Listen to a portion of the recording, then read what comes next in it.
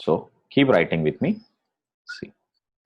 So when we say isomers, what are we expecting?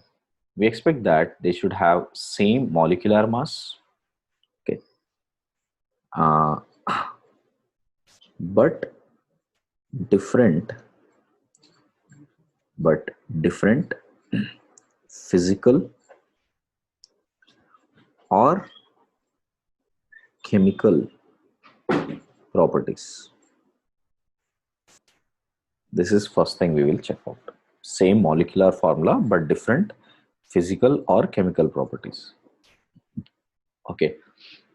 There is another way which almost will have a similar physical properties also and similar chemical properties also. Then also we consider them as isomers. That is when two molecules or two compounds require significant energy difference, significant energy to convert one form to other, one form to other form. Then we say those two are also isomers. Okay, got it? So what I meant to say, for example, within butane, okay, if these two hydrogens are here and these two hydrogens are here like this, and there is methane here, there is methane here. Got it? This molecule will have even a slightest difference in the property, no, not property, I meant to say in terms of their energy. If you consider hydrogens being here, see, I have not broken any bond. I have just rotated this CH3. I took it, I have rotated to this side so that it can come down and this CH2 can come up so that it could become like this. Now, if you see these molecules, these two, to convert from this molecule to the other molecule, I require some significant amount of energy. The significant amount of energy can vary between 1 to 5 kilojoules per mole. Even that small amount of energy is significant in the case of isomers. Getting it, beta? So then also we call these two molecules as isomers, and there are a separate category of isomers. These are called conformers. Third type of cases which are, you know, certain level of isomeric forms are this CH4, CH3D, which means I have changed one hydrogen with deuterium, CH2D2, CD3H, CD4, which means here there is a slight change in the molar mass. So molar mass is not same, but these are not true isomers,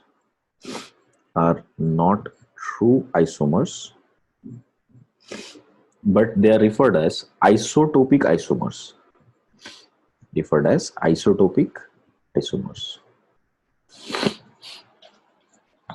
Clear on that? Our main agenda of right now is about the first one, which has same molecular formula, but we have different chemical properties, right? Now, have you all written that? Yes, beta.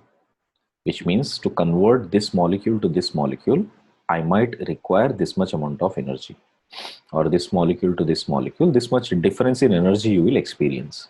Now, when it comes to isomers as a broad way, we will classify that into two forms.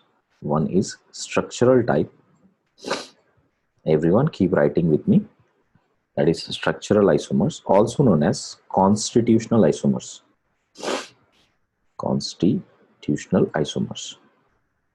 The other form of isomers are stereoisomers. Stereoisomers. Now within stereoisomers, if we check out, here we again have two types of isomers. One is configurational.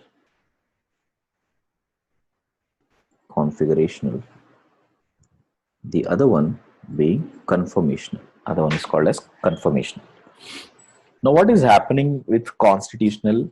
What is happening with conformational? Let me show you that. Suppose if it comes to structural kind, I'll take one example.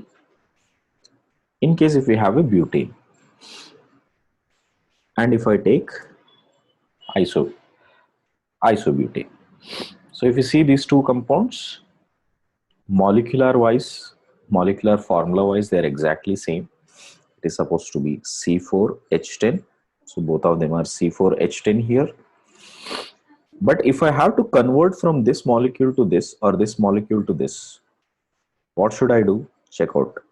First, I have to break this bond here and take that carbon CH3 and keep it at new place. So first we have to break the bond and then make the bond. It will be happening here also. If at all I break the bond here and put this bond back here, then I will get this one. In case of constitutional isomers, one molecule, one compound can be converted into other compound only by breaking the bonds. Have you understood this point now? You cannot convert one molecule to other molecule without breaking the bonds. So you have to break the bond. Either it is a carbon-carbon bond, carbon-oxygen bond, depending upon any type of bond, but there has to have a bond breaking. Okay. Now, while bond is being broken, another thing you will observe here. First point is bond breaking. Second point is, while after bond breaking, whatever the bond that you have broken, you will connect it some new place, not at the same place. Suppose if it is carbon 1, 2, 3. Don't think in terms of IUPAC. I'm just showing you in terms of numbering where it has broken. At one position, I have broken this carbon and I'm placing this carbon to new position C. Okay, so that is at second position. Here I'm breaking from second position and again placing it to the first position. So when you break a bond in structural isomers, what you are expected? You have to break a bond, that is for sure. Then after breaking, you have to place that at some new location. You cannot place it the same location. Correct? Then you will get structural type of isomers. So all the structural isomers in general are those where you break the bond and make them at new location. So I'll just write it as a briefing. So breaking and making bonds at different locations. I hope all of you got an idea. Any form of structural isomers. See, structural isomers are lot of kinds: chain, position, functional. In all of that, we'll do the same thing. Now, when it comes to constitutional, in constitutional, what we do, we will break the bond. For example, if we have a molecule this way, let's say this is very CH3. Now, I will break the bond and I will make the bond also at the same position but changing the orientation. I guess you understood that. Like converting trans to cis or cis to trans. So I did break the bond here and I made the bond there itself, but I changed the orientation. So remember that. Breaking and making the bond, breaking and making the bond at same location but changing orientation. This type of isomers are called configurational isomers. Next, conformational. In conformational isomers, we are neither breaking the bonds, neither making the bonds. We are only rotating and bending the bonds. For example, if you have an butane like this, okay, and if I change the butane to this form, I didn't break any bond. I just took this carbon-carbon bond and rotated it. Okay. I just rotate that. So this molecule came up. That's all. Without breaking any bonds, if I'm able to just rotate and change their angles. That's all. Then you get conformers. So here, no breaking of bonds. Very important. In conformational isomers, we do not break any bonds. To interconvert one conformer to the other conformer, there is no breaking of bonds. Right. So this is the brief idea about isomers. Our main objective for today is to understand structural isomers. So everybody give the heading as structural isomers. Structural isomers are also called as constitutional, out of which the first one which we will see is a chain isomer. See, these are those isomers which differ. See, the isomers which differ in carbon-carbon linkage, carbon-carbon linkage or carbon-carbon skeleton, carbon-carbon linkage or carbon-carbon skeleton in the molecule. Okay. Which means two chain isomers will have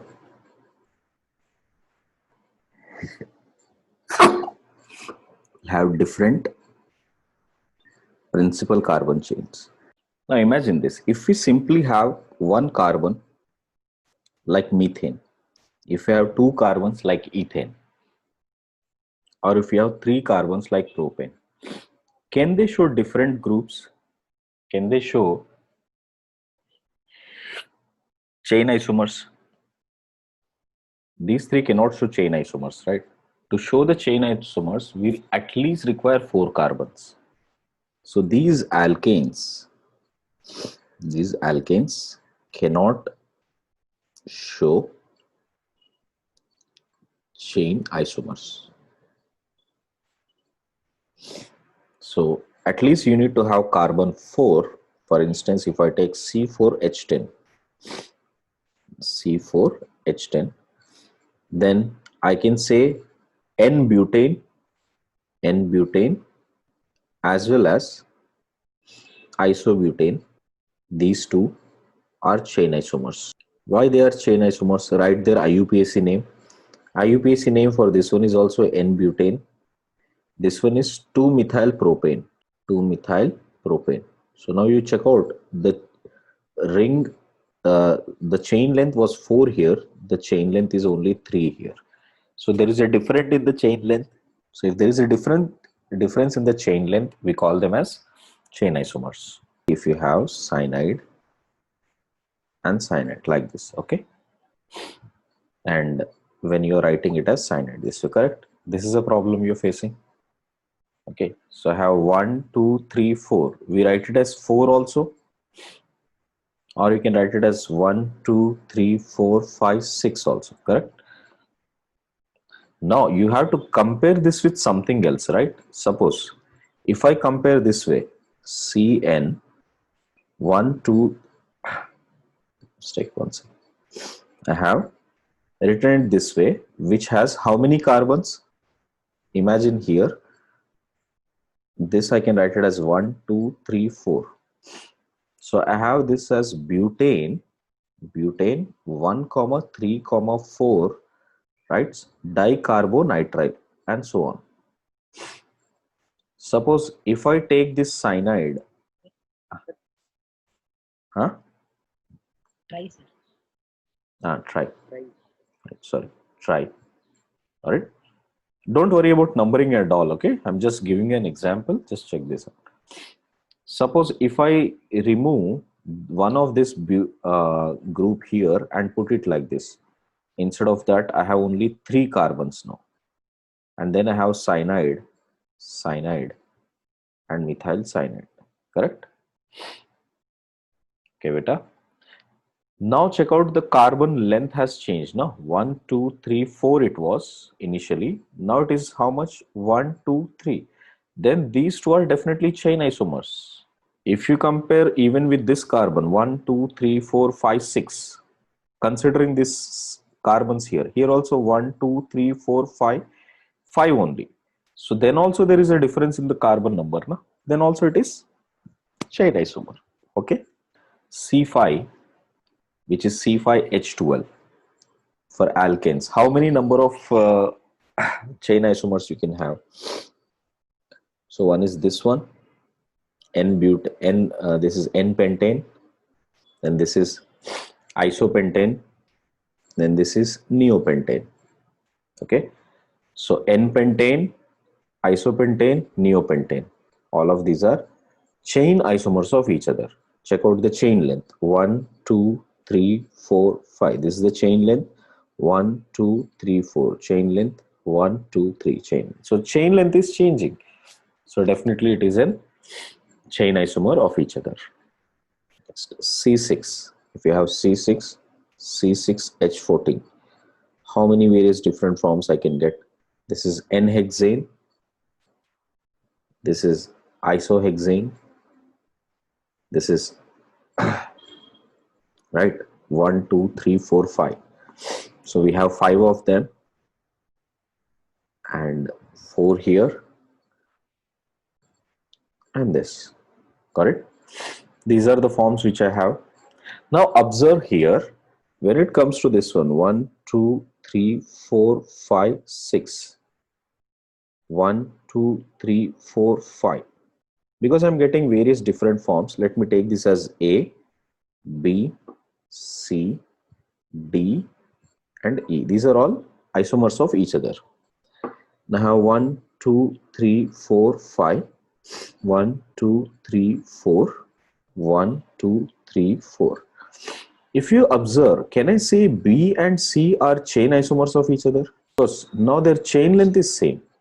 Same way, can I say D and E are chain isomers of each other? No. Even they are not chain isomers of each other. But if at all I say, what are the maximum possible chain isomers which I can get using C4H14, then I will say all of them. All of these are possible ones. Agreed? So that's why, to avoid this confusion, there is something called a skeleton number came into existence. Skeleton number.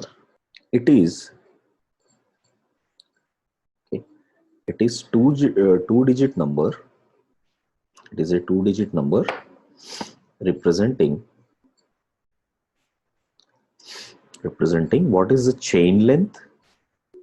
Got it? It is representing what is the chain length and number of carbon-carbon linkages. How many carbon-carbon linkages I have? Okay.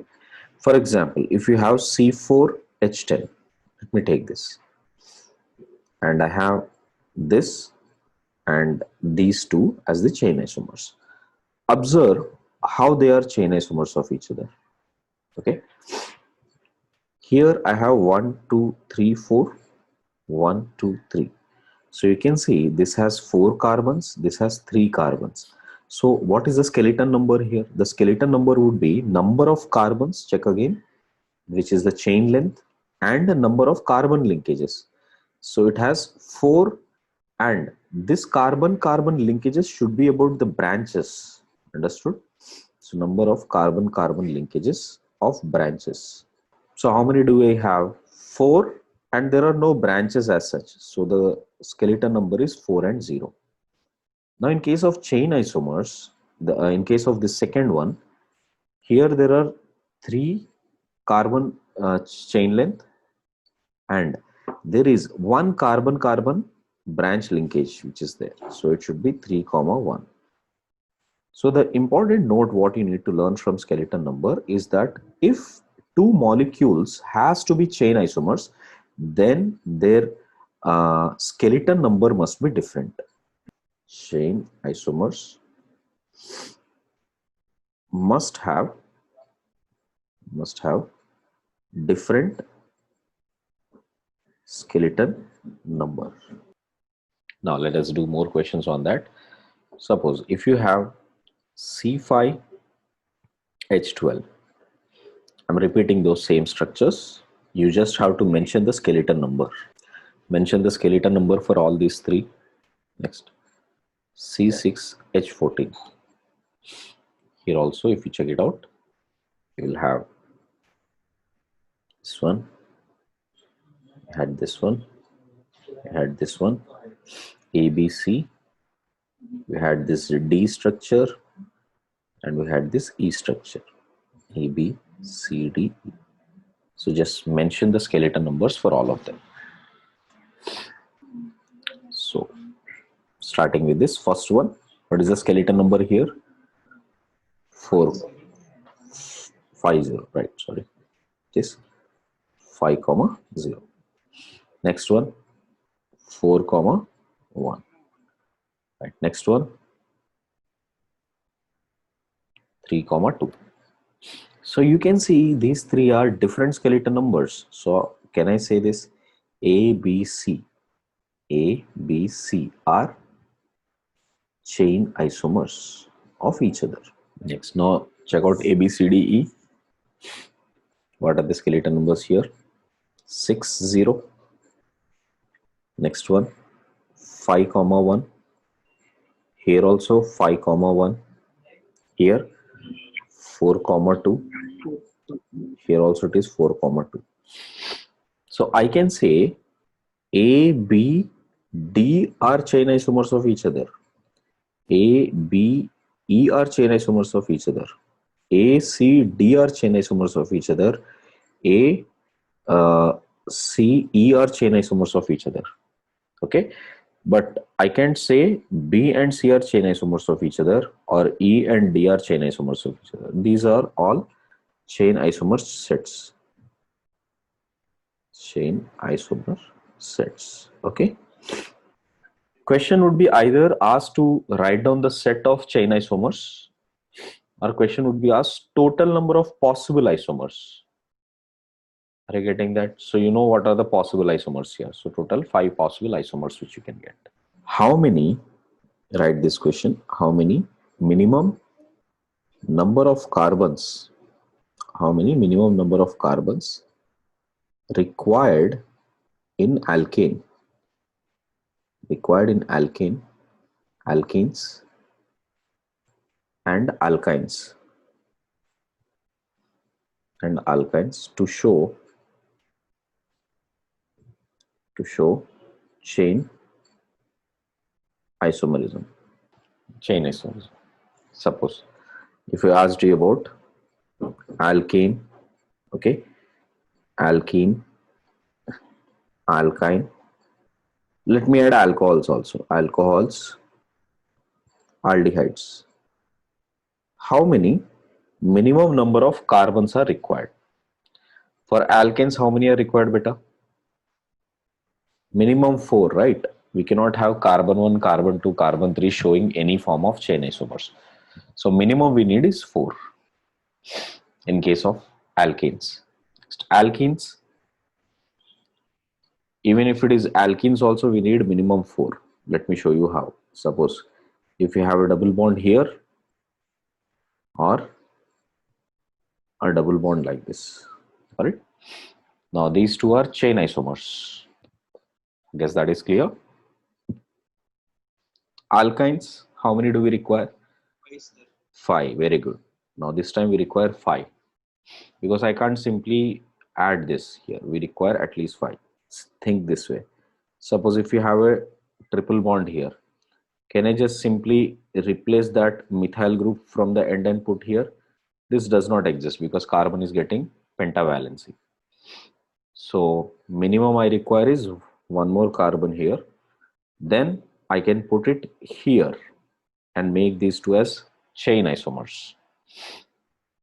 All right. So that is about alkynes. Here. In the column of right. Sorry, I'm writing it here. So alkynes. Check out for alcohols. 4, no? So if you have this one, 4. If you check out butanol, this is the one, and I can have this with methyl group here. So this is also 4. So minimum I require is 4. How about aldehydes? 3 is not sufficient, na beta. It will become ketone. You should always retain that same functional group. If you take, right, 4, perfect, right. If you have this one, What you are thinking is this one, C double bond O CH3. Then what they will become? They become functional isomers. They are not chain isomers.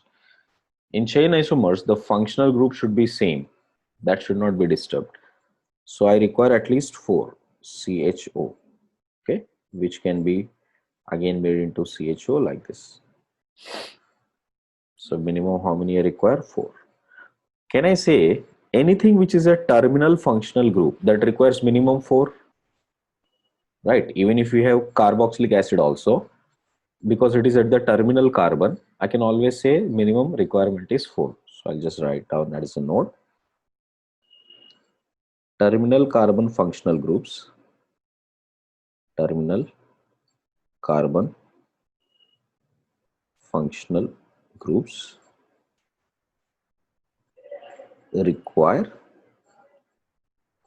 minimum 4 carbons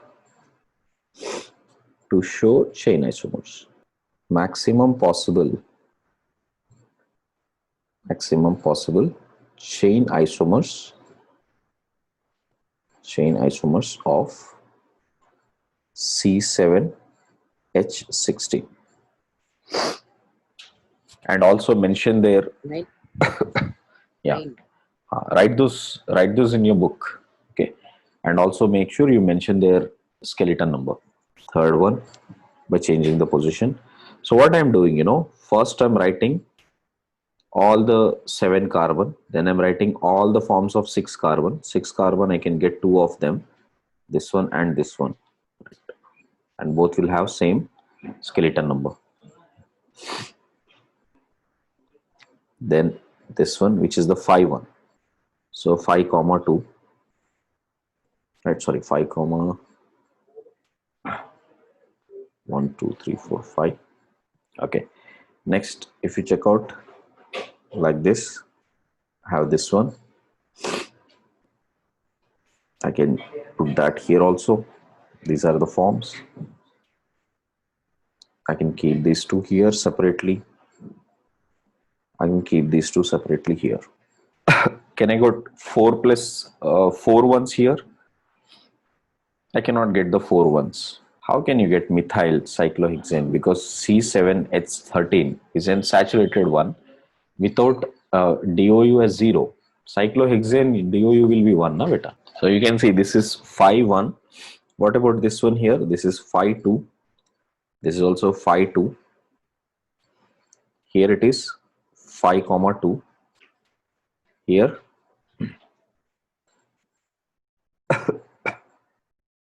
here also it is 5 comma 2, and here it is how much? 3 4 4 3. Now if I consider, let's say, these 5 ones, 1 2 3 4, okay, can I say out of these two are chain isomers or positional isomers? Can I call these two as chain isomers? They're chain isomers.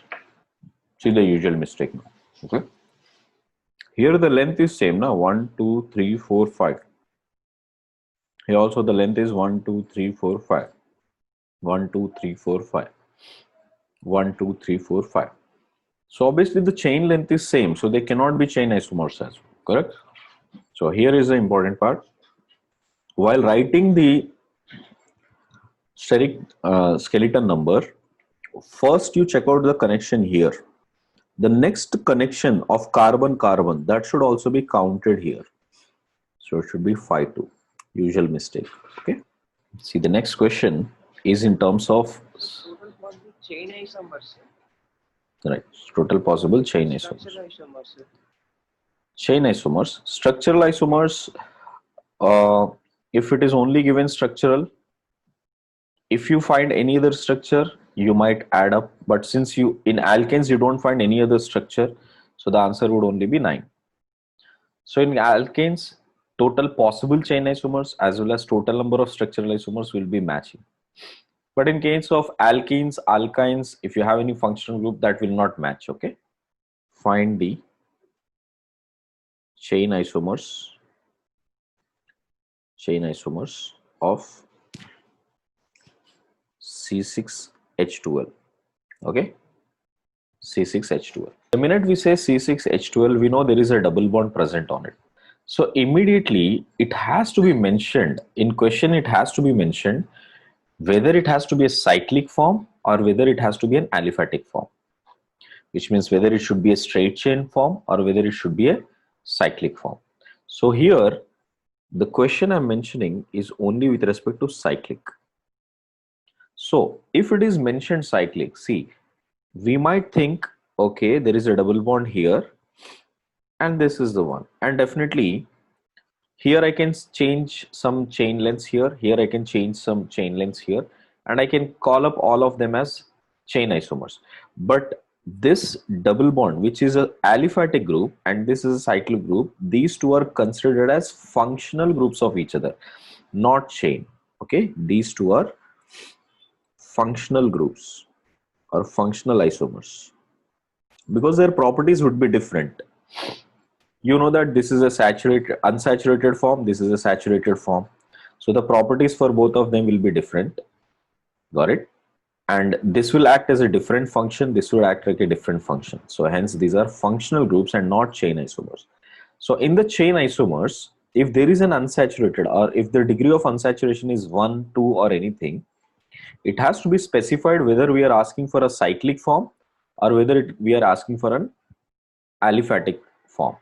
You cannot combine both of them and give the answers. You should either give only aliphatic answer or cyclic answer depending upon what is asked. Okay, beta? So therefore, now my question is what, beta? My question is only about cyclic. So you have to find only the cyclic ones. So if it is cyclic ones, first cyclohexane for sure. In cyclopentane, I'll have one extra methyl. I can place it anywhere. And then I have this one like this. And I can place this way also, or I can put 3 of them this way. Yes or no? In fact, I will have more forms of this. Got it? I guess all of you are able to make this. These are straight questions asked in JEE, everyone. Okay, you should be able to make out the structures also. On that, check out how many connections you have. Suppose this is 6 and 0. This is 5 and 1. This is 4 and 2. Remember, I told you within the branch also there is a new carbon-carbon connection that also need to be counted. Here 4, 2, 3, 3. So these are all possible chain isomers of C6H12. Possible. Remember the question type. How many possible form? If you were given individually sets and I give you all the different naming for them, A, B, C, D, E, F, G. Now tell me, C, D, F, G, are they chain isomers of each other? No, they are not chain isomers of each other. That way you have to be very clear to pinpoint. First write the skeleton numbers and figure out if the skeleton number is same. Definitely they are not chain isomers of each other. This one is also possible. Check out, these are the possible ones. These are all the possible ones. Now check out their numbering also here. 3, 3 here also. Right, so here also you can see 3, 3. Here also it is 3, 3, 3, 3, 3, 3. So these are all the skeleton numbers. So all these are possible chain isomers. Now, in this, one special thing what you will observe here. Okay, so everybody, if you see strictly with the main chain connection, if you strictly see with respect to the main chain connection, then here we have 4, correct? And with the main chain connection, there is only one connection, correct? But since there is one more connection here, we are saying since there is one more connection, I'm writing it as 1 + 1 here, correct? But here, if you check it out, it is actually 4 and then 1 and 1 connection separately. Here also it is 1 and 1 connection separately, which is methyl connection. Problem is these cannot fall into the positional isomers at all. Reason being, in position, the substitute group should be exactly same, which means if this is methyl, these two are, for example, these two, if you consider, this is 1, 2, 3, 4. 1 and 2, that is the position of these two methyls. Now, if you consider here 1, 2, 3, 4, 1 and 3, that is the position of these methyl groups. Then when it comes to exact position of the methyl groups, then we can say these two are positional isomers of each other. But can I categorize that into this? No, because it is a separate branch itself. This is methyl. Now I cannot compare this methyl with the numbering of this ethyl with the numbering of methyl. In that case, if you have this different connection in the cyclic groups, remember in the cyclic groups, if at all I'm getting a different connection like this, then also I will consider these two as the chain isomers only. So although you're seeing it as a same skeleton, you will consider this as chain isomers. Okay, while these two, if you consider, these two are positional isomers.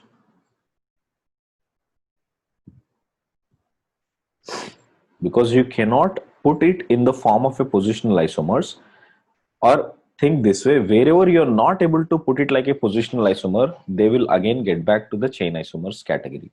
So now tell me about it. If you check out this one, this 4 2, which is actually 4 1 comma 1, which is 4 1, and the other connection is within that.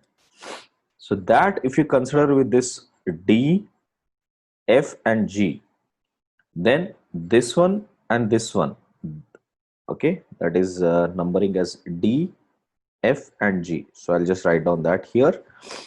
D, F and D, G are chain isomers. Okay, I'll give you one more example here. Suppose if you have this one, cyclohexane, this way, A, B, C. Now if I write the sets here, A, B, AC, BC, right? These three sets, if you consider, which of them are chain, which of them are positional? You can see AB are chain isomers, AC are also chain isomers. So these two definitely are chain isomers, while BC is positional isomers. Guys, you understood that? Same example, I can put it in many different formats, even if it is a benzene group. Let's say it is like this. And I have ethyl, methyl. I have 3 methyls. And I have 3 methyls this way. A, B, C, D. AC, AD, BC, CD. Okay. Tell me which of these sets are chain, which of these are positional. First one is chain, chain, chain. BC is chain. BD is chain. Only the last one is positional isomer. So C represents chain isomer, P represents positional isomer. So if you understand the logic behind it, you would be able to, you don't have to worry about how the skeleton number is anything. Think the short way of doing this is always think anything which you cannot make it in a position, it will again categorize into chain only. So we got some briefing of positional isomers already, that there has to be difference in position,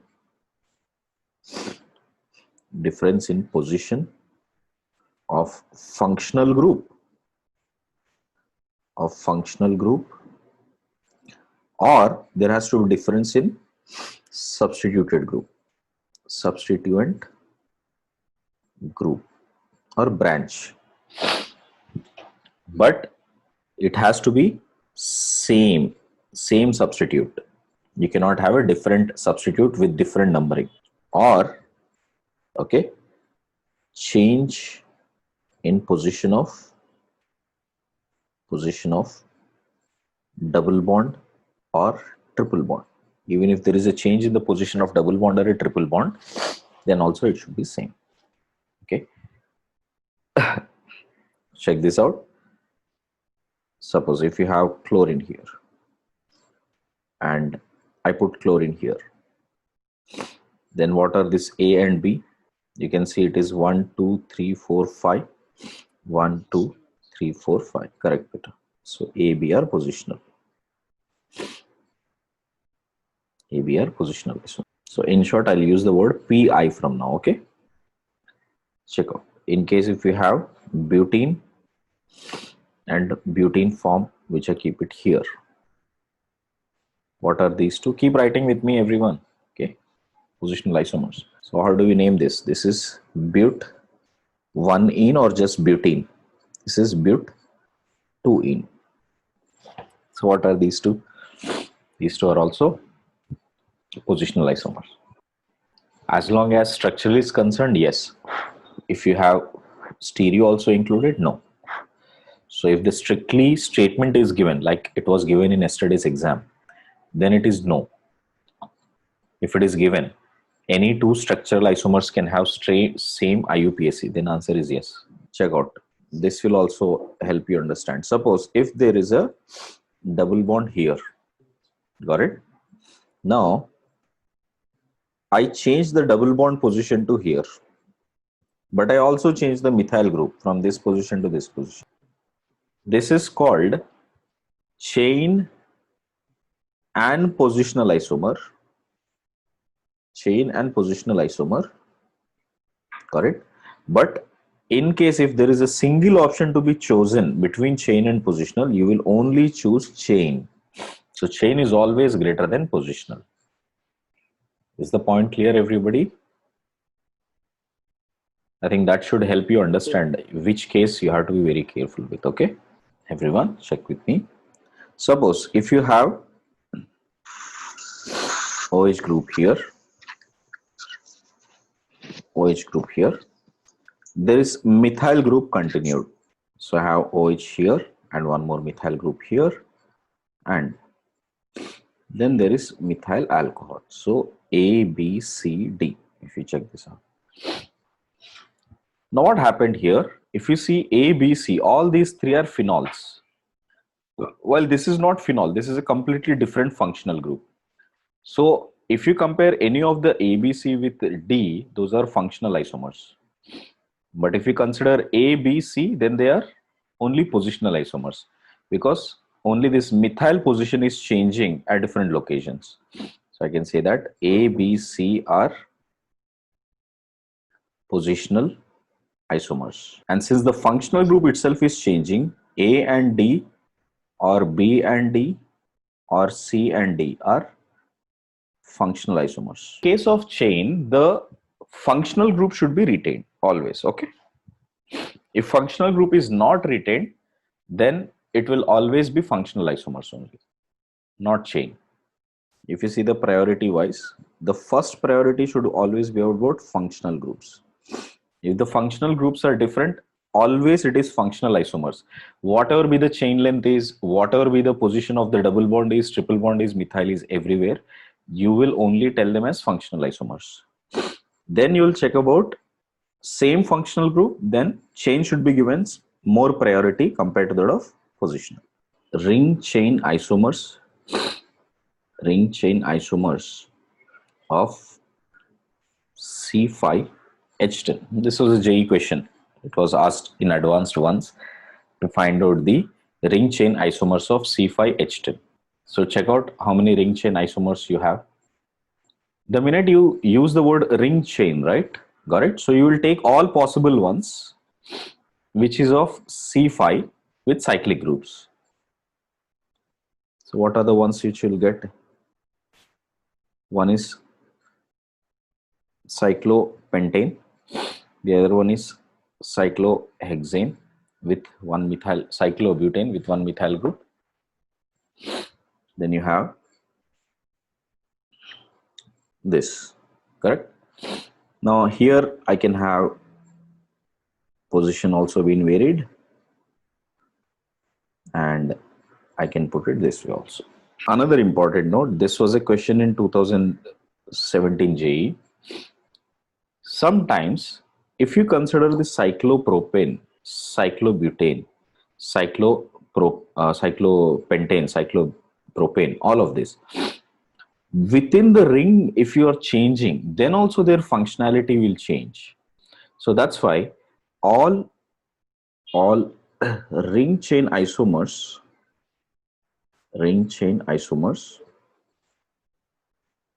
can also be functional isomers of each other.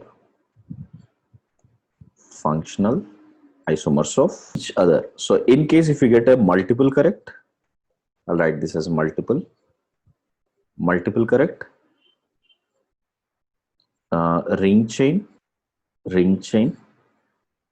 is more preferred than functional chain, okay, and then simple chain. Got it? So most of the time you will come across these two terms. If it is multiple correct, you pick both of them. If it is single correct, you pick ring chain. If there is already a ring chain, functional and chain, then don't take chain here. If nothing is mentioned, you have to consider, then just check it as chain isomers. 1 minute, beta, 1 minute. If ring chain has come, option A, functional has come, okay, and only chain has come, D positional has come, like this, and it is a multiple correct question, which one do you choose? Both. If this is the way question has been framed, chain, positional, got it, functional, and metamers, it is another type of isomers. Which one do you choose? Functional, okay. You do not choose, you don't choose chain at all, even if it is multiple correct, okay. Don't go for chain. Suppose if the question given like this, chain, okay, positional, got it, metamers, and geometrical isomers, which one do you choose now? Now since there is the closest for this type of isomers is only chain one, so he must be only talking about the chain isomers. Got it? So accordingly you will choose the answers. How they are functionally different? Okay, all of their acidic character is different, but okay, this is most acidic. Cyclopropane is most acidic as compared to this one and this one. Okay, the bond strength of the carbons are different here. Carbon-carbon bond strength is very weak here. It's very easy to break, while it is difficult to break in cyclopropane. Okay, cyclopentane, I mean. Give the heading as functional isomers. Now, functional isomers must definitely differ in functional groups. So to differ in functional groups, first we must understand which group can be interconverted to which group. Okay, for example, most of the JEE questions that comes is about single oxygen cases. Suppose if you have CN, H, 2N plus 2 and O. The degree of unsaturation here, degree of unsaturation is 0 because it is completely saturated molecule. It is like C4H10 O. So it's a simple, what we expect is an alcohol. So if the degree of unsaturation is 0 with single oxygen, you can get only two functional isomers, which is alcohol, simple alcohols, and ethers. Ethers and alcohols are interconvertible into isomeric forms and they would be functional isomers. In case if you have CH, CN, H2N and O, which means now the degree of unsaturation is 1. If it is 1, which means I can afford to have one double bond. Where I can see one double bond with oxygen also included, I would use, I can see that in ketones, I can use aldehydes. So I can convert aldehydes, ketones. I can make one ene plus all, so it will become enol. Or I can make it as unsaturated ether also. Unsaturated ether. Very good. So which means cyclic alcohols, can make cyclic alcohols or cyclic ethers. No, no, we cannot make oic acid, na beta. I need two oxygens for that. Here there is only one oxygen. I'm taking with only one oxygen, beta. With single oxygen, you can only get these groups. I'll give you with an example. See, if you have C3H8O, okay. First example, let me take this as C3H8O. What are the forms you have? Here degree of unsaturation is 0, which means I can have only alcohols and ethers form. So I can have one of this alcohol, I can have one of this ether. Only these two are the functional isomers which you will get. Yes or no? Only two functional isomers, two kind of functional isomers. Even if you write all of this, OH here, okay, these two are positional, these two are not functional. But if you asked about the question like what are the maximum possible isomers, then this.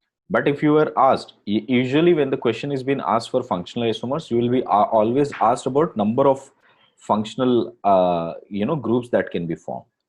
So here you can see I have 1, 2, 3, 4, 5, 6, 6 different kinds of functions I can. Suppose if you have B, now you have C3H6O. Now here I have degree of unsaturation 1. So I'll start with enol. I can have en and all, this one, and that enol can be double bond here also. But these two are same functional groups. These two are not different functional groups. Next, I can put it this way also, double bond at the center, then OH here. This is cyclic alcohol. So I have covered all the forms of alcohols. I can always have enol form or cyclic form. Now I will enter into keto forms. I can have only one type of ketone, not more than, because ketone I require at least 3 carbons to make ketone, and there are only 3 carbons. Aldehyde. I can make aldehyde here, and with 3 carbons I can make only one aldehyde. Next, ethers.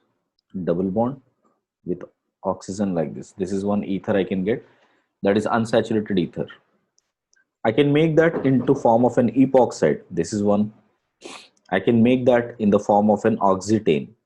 This one. So I'll get oxirane and oxetane. These two should also be considered as a different functional group. Just now we have learned, even if you have the cyclic number changing, these are 3 atom cycle, this is a 4 atom cycle. So these two to be considered as different functional groups. Okay, this is again a JE question. Got it? Here the question asked was, what are the possible number of possible isomers, structural isomers in the following? So you can see how many structural isomers are possible. Number of functional isomers. Okay, check out. One is an enol. I'm writing all of them, beta. You have to write it this way and check. One is enol I got. The other one is cyclic all. This is the other one which I got. Okay, these two are different. Then I have which one? Keto. I have aldehyde. Okay, I have unsaturated ether. This is the one. Then I have oxirane.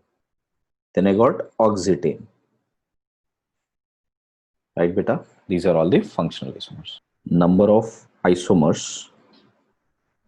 This you have to do completely. Of C4H8O. This is excluding ethers, oxiranes, and epoxides, or else you'll get a lot of them.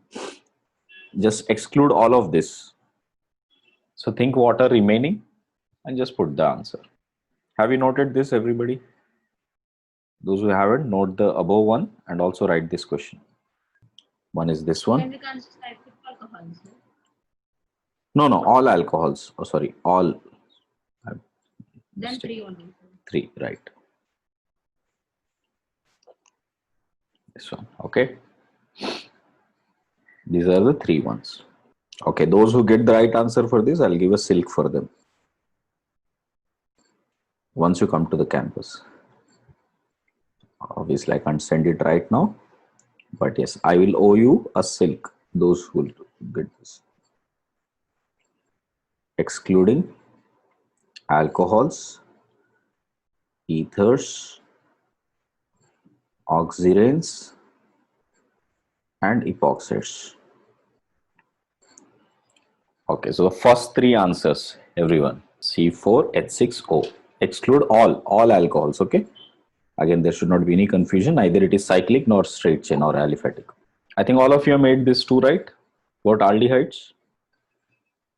Okay. Any other aldehyde you will get? We can get this aldehyde also, no? You can get double bond here also, right? Like this. We have 1, 2, 3, 4. 1, 2, 3, 4. Where are there? 1, 2, 3, 4. Or 4 only. Check. Finished? These three you must. What beta? Another ketone. Another one is ketone. Very good. So the other one is ketone like this with a double bond. And ketones, I can't have anything more than that. Now come to cyclic ones. Come again. I can have this one also. And I can make ketone also, no? With methyl group. Cyclobutane with double bond O. This one, right? Anything else? That's all. Right. So what is the answer? Well, sir. Correct. The answer should be 7.